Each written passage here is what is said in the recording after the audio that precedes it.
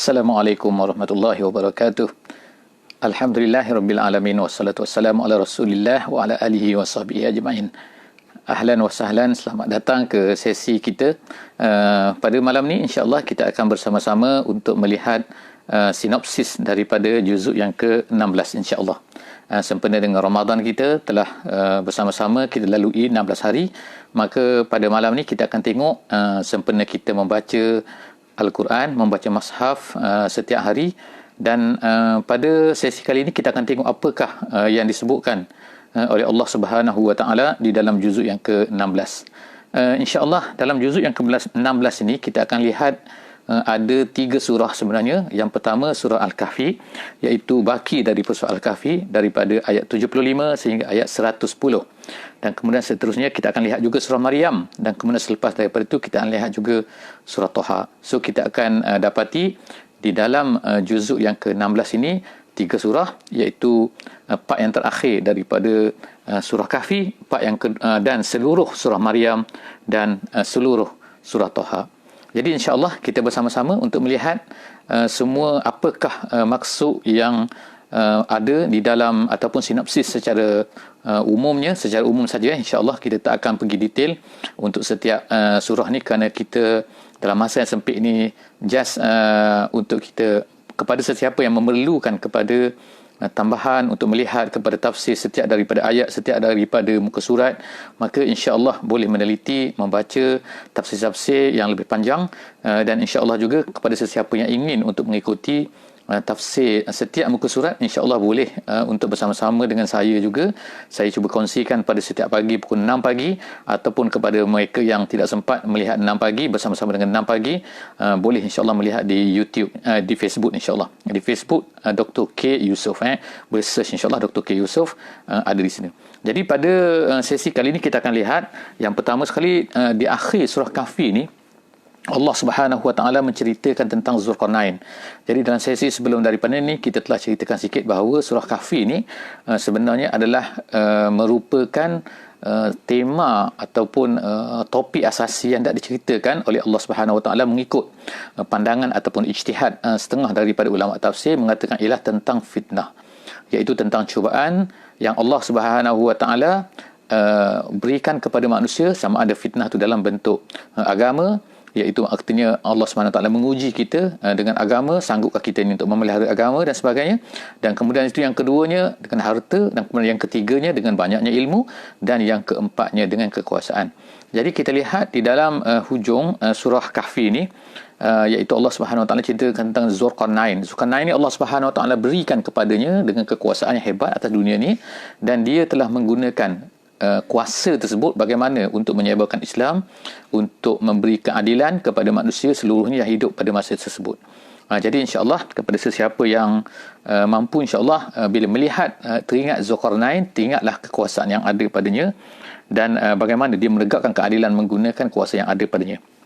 Kemudian dalam penutup surah Al-Kahfi ini kita lihat bahawa Allah Subhanahu Wa Taala menceritakan tentang hari kiamat, keadaan hari kiamat, di mana hari ini adalah hari kita berjumpa dengan Allah Subhanahu Wa Taala, dan juga kesudahan apa yang berlaku kepada orang-orang kafir, kepada orang-orang yang beriman. Maka Allah SWT ceritakan di dalam hujung surah Kahfi ini. Jadi itulah lebih kurangnya insya-Allah surah Kahfi. Kemudian kita lihat kepada seterusnya ialah surah Maryam. Surah Maryam, iaitu keseluruhan surah Maryam terdapat di dalam juzuk yang ke-16 ni. Jadi namanya Maryam, nama surah ini adalah surah Maryam, dipilih oleh Allah Subhanahu Wa Taala, dipilih untuk diberikan nama kepada surah ini untuk menggambarkan apa, iaitu tema keseluruhan kepada ni ialah kepentingan untuk kita mewariskan zuriat kita ni dengan agama. Memang semua orang suka untuk dapat anak, suka untuk dapat zuriat, suka ada zuriat dan sebagainya. Tetapi adakah setiap daripada kita memikirkan apakah yang akan kita wariskan? apakah guna anak yang ada pada kita ni, apakah gunanya zuriat kita ni, adakah hanya untuk bersuka-suka ataupun untuk mewariskan harta semata-mata ataupun mewariskan nama supaya mereka ni mengenang kepada kita? Tidak. Yang penting ni dalam surah Maryam ni Allah Subhanahu Wa Taala menceritakan tentang kepentingan untuk mewariskan agama kepada zuriat ini. Sebab itulah Maryam ini adalah anak kepada Imran, kita tengok, dan pada masa tersebut mereka dah merupakan Bani Israel, yang mana kebanyakan daripada Bani Israel pada masa tersebut telah sesat daripada agama asal yang dibawa oleh nabi-nabi mereka kan. Dan yang tinggal yang masih berpegang kepada agama pada masa tersebut adalah keluarga Imran, kemudian Nabi Zakaria, Nabi Yahya, dan kemudian lahirlah dari situ Nabi Isa alaihi salam. Jadi kita lihat bahawa Allah Subhanahu Wa Taala banyak menyebutkan di dalam surah Maryam ni tentang aulad, maknanya anak kan, ataupun dan juga Allah Taala banyak menyebutkan tentang wirasah. Wirasah ni maknanya pewarisan, iaitu bukan hanya pewarisan iaitu yang kita nak wariskan kepada anak-anak, kepada zuriat kita, anak cucu kita, bukan hanya dengan harta semata-mata kan, tetapi yang penting ialah agama. Jadi Allah Subhanahu Wa Taala memulakan cerita dalam surah Maryam ini dengan menyebutkan tentang kisah Nabi Zakaria alaihi salam, yang mana dia ni kalau ikutnya ialah dia tidak mempunyai anak pada awalnya kan. Jadi Nabi Zakaria sehinggalah dia tua, dia beruban, dan kemudian tu isteri dia dikira sebagai seolah-olah macam mandul maknanya tidak mempunyai anak, dan dia berdoa. Kenapa? Kerana diinginkan supaya dia dapat mewariskan ilmu yang ada padanya, akidah yang ada padanya kan, agama yang ada padanya itu untuk diberikan kepada anak-anaknya selepas daripada itu. Tetapi Allah Subhanahu Wa Taala tidak menjadikan dia ni mendapat anak sehinggalah ke hujung umurnya, iaitu ketika dia telah berada pada umur yang lanjut, maka Allah Subhanahu Wa Taala kurniakan kepadanya Nabi Yahya. Jadi anak yang diberikan itu adalah seorang Nabi juga, menunjukkan kehebatan bahawa kita ni jangan berputus asa daripada rahmat Allah Subhanahu Wa Taala.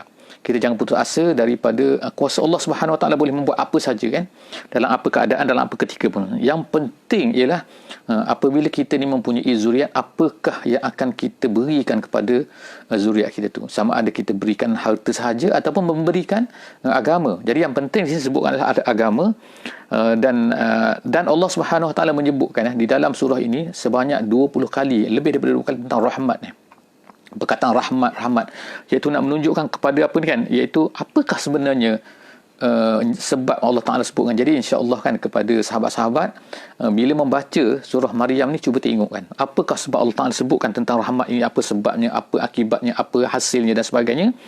Dan juga Allah SWT sebutkan tentang takwa di sini, iaitu Allah SWT sebutkan 5 faedah yang akan diperolehi daripada takwa. Jadi cuba sahabat-sahabat semua lihat di dalam surah Maryam ni, apakah dia perkara-perkara yang diperolehi apabila ini kita bertakwa kepada Allah Subhanahu Wa Taala. Jadi cerita Nabi Isa, cerita Maryam tamat selepas daripada itu, dan kemudian seterusnya Allah Subhanahu Wa Taala menceritakan pula kepada kita tentang Nabi Ibrahim, kisah Nabi Ibrahim dan juga bapanya, iaitu bagaimana maknanya kisah ini adalah merupakan seolah-olah macam terbalik daripada kisah Maryam tadi kan. Jadi Maryam tu adalah maknanya yang solehah, dan dijaga oleh Nabi Zakaria, dan semua itu adalah kumpulan family yang solehah, dan lahirnya anak yang soleh. Tapi bila kita lihat pula kepada kisah Nabi Ibrahim, selepas daripada itu Allah Ta'ala ceritakan di mana ayah dia ni adalah merupakan seorang pengukir berhala, pembuat berhala dan menyembah berhala. Jadi Nabi Ibrahim ni sangat-sangat sedih lah kerana keadaan ayah dia tu menyebabkan dia ni pernah berdoa kan, berdoa kepada Allah Subhanahu Wa Taala supaya ampunkan dosa ayahnya dan sebagainya. Tapi Allah Subhanahu Wa Taala tidak benarkan. Perkara itu adalah perkara yang salah, tak boleh dibuat. Kalau sekiranya ayah walaupun family terdekat tu orang yang baik, dia tu adalah tidak beriman, maka kita tidak boleh istighfar kepadanya. Jadi tapi Allah SWT ceritakan sini keadaan Nabi Ibrahim ni yang sangat sayang kepada ayah, dia berpanggil ayah dia ya abati dan sebagainya kan, iaitu perkataan-perkataan yang sangat indah dan adab-adabnya kan. Walau bagaimanapun, walaupun dalam bentuk yang sangat baik kan, tetapi dia menunjukkan satu contoh, iaitu bahawa seorang anak, seorang ayah ni jika sekiranya tidak beriman, maka seorang anak tu tidak boleh untuk mengikut ayahnya kan. jika sekiranya dia mengetahui jalan itu salah, maka dia tidak boleh mengikut walaupun jalan tersebut adalah jalan ayahnya.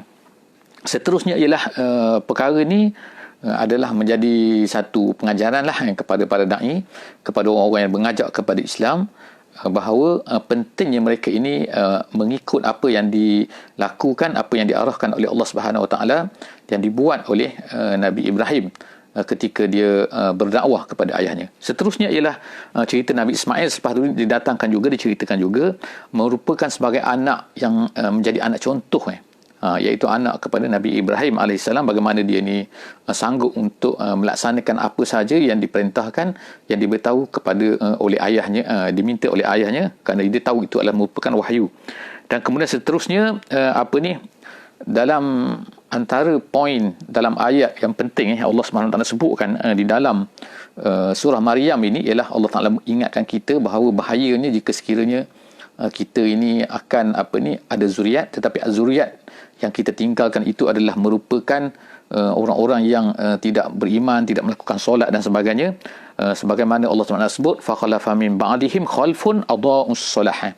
Mereka meninggalkan selepas daripada itu, iaitu tinggalan, iaitu anak-anak yang mana mereka itu anak-anak yang melalaikan solat dan sebagainya. Jadi itu adalah satu perkara buruk yang patut ditakutilah oleh semua daripada kita.